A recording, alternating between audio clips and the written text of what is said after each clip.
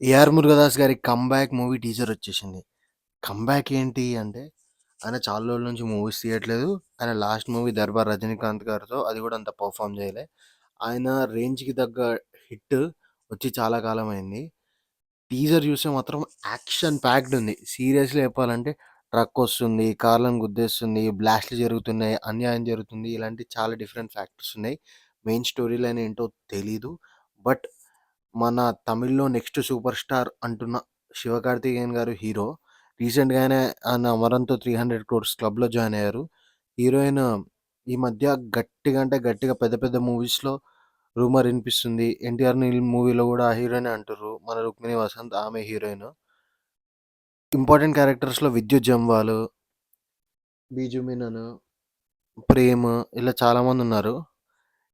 ఈ మూవీలకి ఇంకో major asset ఏంటంటే అనిరుద్ మ్యూజిక్. ఎందుకంటే Anirudh music, AR Murugadoss direction.